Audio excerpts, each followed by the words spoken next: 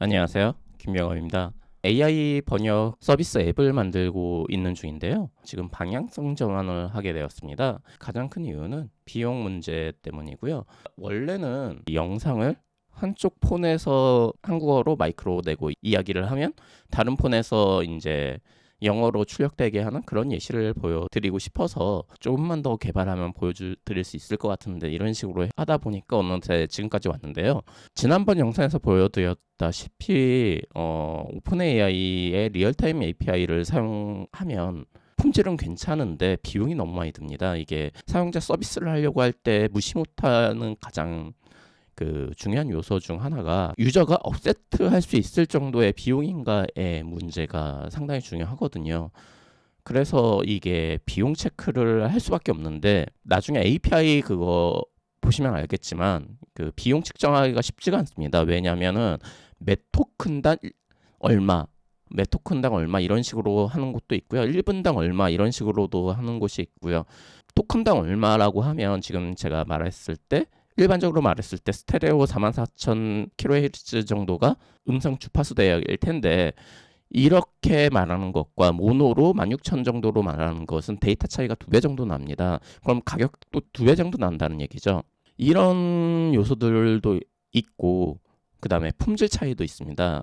비용 측정을 할 때 이런 요소들도 있어서 비용이 측정하기가 쉽지가 않거든요. 그래가지고 결국 우리가 원하는 거는 사용자들의 일반적인 대화를 할 때 과연 비용이 평균적으로 얼마일 거냐라는 거를 하기 위해서는 어느 정도의 테스트 제품이라도 계산을 할 수는 있죠. 계산을 할 수 있는데 그거는 차이가 꽤 날 수밖에 없고요. 좀 더 정확하게 알기 위해서는 조금이라도 만들어서 테스트를 해봐야 된다는 게 있긴 있습니다. 그래서 결론을 어떻게 내었었냐면 AI의 API를 사용하면 비용이 너무 많이 들니까 그러니까 음성에서 글자에서 음성 서비스는 AI를 사용하지 않고 기존의 서비스를 사용하려고 했거든요. 그랬을 때 품질은 어떻게 되는지 비용은 어떻게 되는지를 측정하려고 했던 게 목적이었고요. 자, 그랬을 때 오픈 AI가 품질은 제일 좋습니다. 그리고 전에 3분 정도 느린 속도로 기사를 읽었을 때 1,500원 이상이 나왔죠. 그리고 비용은 사용량에 따라 증가하기 때문에 제가 사용자 입장에서 느꼈던 체감은 되게 비싸다였습니다. 텍스트 번역의 비용은 괜찮습니다. 요거는 비용은 괜찮았고요. 그렇기 때문에 저는 텍스트 번역만 AI를 사용하고 처음에 기획을 음성에서 텍스트 및 음성의 경우는 일반적인 다른 서비스를 이용해 보려고 했었고요. 그리고 소켓 통신으로 한 이유는 아무래도 실시간 응답 속도가 중요하다고 생각을 했기 때문에 음성 대화의 경우에는 클라이언트 서버를 소켓으로 연결하고 서버에서 오픈 AI를 다시 소켓으로 연결을 해서 빠른 속도로 이제 서비스를 제공하자.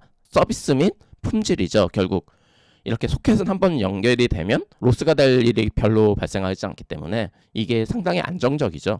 그렇기 때문에 지금 제가 다 소켓으로 연결을 해놨어요. 이미 개발은 해놨는데 뭐가 문제냐? 음성에서 텍스트 변환 비용이 가장 문제입니다. 딴 거는 문제가 없어요. 이게 왜 문제가 되냐? 입력값의 퀄리티거든요. 이게 입력값의 퀄리티가 지금 문제가 되는 게 AI 번역의 장점은 뭐냐면 앞뒤 문맥을 연결해서 그 상황에 맞는 단어와 그런 거를 계속 사용해 준다는 얘기예요. 그런데 AI가 아닌 서비스의 문제점은 같은 단어와 같은 의미인데 다르게 해석할 여지가 있습니다. 이런 것도 문제고요. 입력 품질이 AI에 비해서 떨어질 수밖에 없다가 문제입니다. 그래서 지금 고민되는 사항이었던 게 오픈 AI의 한국어 음성과 번역된 음성이 제일 정확하고 좋은 품질이나 비용이 문제였죠. 비용을 절반 이상 깎을 수 있어요. 왜? 생각을 해보시면 텍스트에서 음성은 굳이 필요하지 않을 수가 있어요. 왜냐? 통화하는데 오히려 거슬릴 수가 있기 때문에 무료 버전의 그 음성 테스트 라이브러리도 좀 있거든요. 그런데 문제는 한국어입니다. 한국어.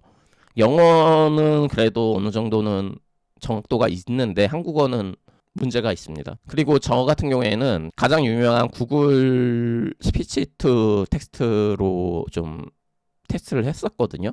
이렇게 됐을 경우 단어 사이를 끊는 알고리즘이 좀 필요한 것 같았고요. 이거는 하면 할 수 있어요.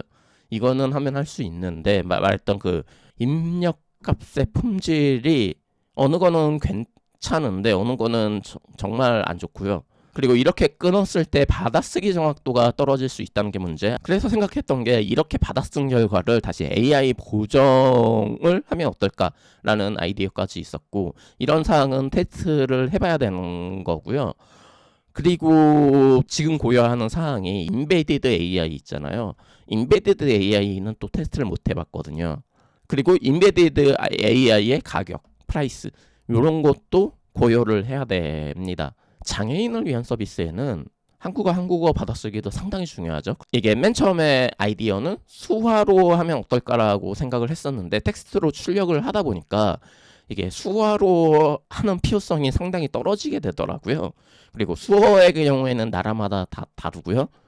그리고 또 한 가지 특징은, 장애인 서비스의 특징은 상당히 장시간을 사용해야 될 수가 있고요. 음성 채팅의 경우에는 사용자가 수용 가능할 정도의 비용 일지가 서비스의 핵심이 될 수가 있는데, 이거는 음성과 음성 채팅은 통화한다는데 사용자가 비용을 낸다는 거는 받아들이고 있는 상황에서 번역 서비스를 추가했을 때 비용이 어느 정도 낸다는 거는 할 수 있을 정도라고 생각을 하거든요.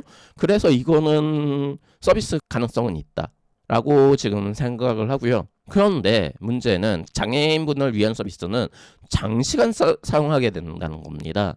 장시간 사용하게 된다고 한다면 그 일상적인 말, 서버까지 갔다 올 필요 없이 간단한 대화 정도는 인베디드에 저장해 놓고 거기서 바로 응답할 수 있는 기능이 아무래도 있으면 좋긴 하기 때문에, 그렇게 되면 비용을 상당히 절감할 수 있겠죠. 그런데 이건 또 예측일 뿐이고, 진짜 하루 정도 사용하면 얼마 정도 비용이 나오느냐, 그게 업셋테이블 하냐, 그러니까 받아들일 수 있는 정도의 비용일 거냐는 또 이것도 테스트를 해봐야 됩니다. 좀 테스트할 사항이 상당히 많습니다. 이건 텍스트는 AI 번역으로, 나머지는 기존 솔루션으로 했을 때 비용은 낮출 수 있지만 품질이 떨어지게 돼서 지금 요 방안과 인베디드 AI의 방안, 요 두 가지 루트를 또 테스트를 해야 되는 상황이고요. 장애인을 위한 인베디드는 장시간 이용이기 때문에 좀 연구를 해야 되는 상황이고요. 그래서 오픈된 AI 라이브러리, 무료 라이브러리는 제가 영어면은 제가 시도할 만할 것 같다는 판단은 드는데, 제가 한국 사람이기 때문에 한국어로 된 제품을 먼저 만들고 싶긴 합니다. 그런데 한국어는 문제가 있어요. 지금 무료 버전은 문제가 있습니다. 그리고 무료 버전을 학습시키는 게 얼마나 정확한지가 퀘스천인 상황에서 그렇게 시키는 장비가 지금 어마어마하게 든다고 했죠.